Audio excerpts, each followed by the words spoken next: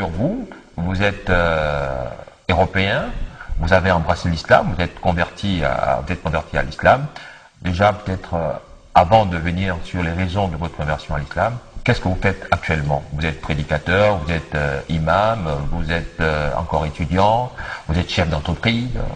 Alors je suis encore étudiant, il me reste encore un an pour compléter mon cycle de Master 1 en théologie comparée et de spécialisation de la jurisprudence et de ses fondements, la jurisprudence islamique et de ses fondements. Lorsque je rentre l'été, j'anime, alhamdoulilah, la prière du vendredi dans une grande mosquée qui est la mosquée de Gennevilliers sur Paris.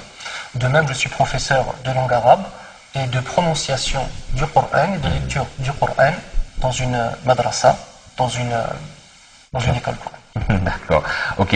Alors, vous êtes étudiant à l'université islamique de Médine? Oui, exactement. En Arabie Saoudite? En Arabie Saoudite. D'accord. Donc, quelles sont les raisons qui vous ont amené à embrasser l'islam? Pourquoi vous êtes devenu musulman? À vrai dire, la question de l'islam ne s'est pas posée directement pour moi. La première des questions qui s'est posée, c'est comment adorer Dieu de la façon que lui, il acceptera. Donc par rapport à cela, moi étant chrétien à l'origine, j'ai beaucoup cherché. J'ai beaucoup lu sur la chrétienté, les différents mouvements, les différentes tendances. J'ai lu aussi sur le judaïsme, j'ai lu aussi sur le bouddhisme. J'ai essayé de voir un petit peu les différentes écoles philosophiques pour voir si moi, justement, en tant que créature de Dieu, je pouvais trouver dans cela un véritable bonheur et une véritable conception de la vie avec le sentiment de satisfaire le Seigneur. Et je dois bien vous avouer que lorsque j'ai lu sur l'islam, les réponses se sont faites extrêmement claires. Une religion simple, une religion où la relation est faite directement entre l'adorateur et son créateur. Donc on peut dire que vous avez eu la démarche de ce célèbre compagnon du prophète alayhi salam qui s'appelait Salman al-Faris, le chercheur de la vérité. Donc vous avez cette curiosité intellectuelle d'embrasser l'islam. Je crois sincèrement que toute personne sincère se doit de s'interroger. Et peu importe la religion que nous avons à l'origine, il faut tenter de chercher de trouver les réponses. Si maintenant nous sommes face à quelqu'un qui ne sait pas nous donner les réponses, ou alors face à une religion qui n'arrive pas à répondre à des véritables besoins que chacun d'entre nous rencontrons, je pense qu'à ce moment-là, il faut commencer à se poser une question sur d'autres religions. D'accord. Alors, quand vous décidez d'embrasser l'islam, l'entourage immédiat, votre père, votre mère, vos soeurs, vos frères, vos amis, la réaction? Alors, bien évidemment, par rapport au visage médiatique qu'a l'islam à l'heure actuelle, c'est une chose qui fait peur, malheureusement. C'est une chose qui fait peur, donc il a fallu pour moi toute une période d'éducation, toute une période de justification de mon choix.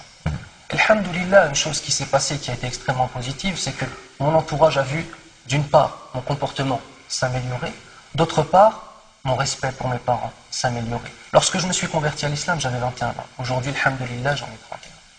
Donc, ce cheminement personnel, je me suis rendu compte que parler simplement de l'islam était une chose, le vivre en était une autre. Et celui qui vit l'islam a une lumière dans sa poitrine qui va forcément éclairer les gens autour de lui. Au bout de 6 ans de ma conversion à l'islam, pour vous dire, ma mère qui était farouchement opposée à l'islam, s'est convertie à l'islam. Alhamdulillah. Donc, et les amis, fréquentation, vous avez systématiquement arrêté avec ou bien vous avez gardé quand même certaines relations avec ces amis? Non, absolument pas, non. Alors, mes amis et mes fréquentations, j'ai toujours été entouré de gens qui m'aimaient. Donc les gens qui vous aiment veulent pour vous le bien, peu importe votre choix. Donc j'ai été face à des gens qui ont accepté mes choix. Et je dirais plus qu'ils m'ont encouragé. J'ai des amis non musulmans, lorsque je leur ai parlé du fait que je voulais partir en Arabie Saoudite pour étudier, ils étaient vraiment contents pour moi et m'encourageaient à cela. Donc non, j'ai eu ce qu'on peut appeler des véritables amis. Des amis justement qui voulaient pour moi le bien. D'accord. Donc le fait d'aller en Arabie Saoudite, vous êtes parti pour perfectionner ou améliorer vos connaissances sur le plan islamique, comprendre bien cette religion. Exactement, parce que l'islam est une religion qui a plus de 1400 ans. C'est une religion qui a un système juridique. C'est une religion qui, dans sa simplicité, sait traiter tous les aspects de la vie des hommes. Donc partir en Arabie Saoudite, pour moi, c'était plus que creuser mes connaissances. C'était reprendre tout à zéro et reprendre ses connaissances. Par exemple, lorsque je suis parti en Arabie Saoudite, je ne savais ni lire ni écrire une seule lettre en arabe. J'ai appris l'arabe, j'ai étudié et aujourd'hui, alhamdoulilah, je peux dire que j'arrive à être imam dans une mosquée. Alhamdoulilah. Nous allons faire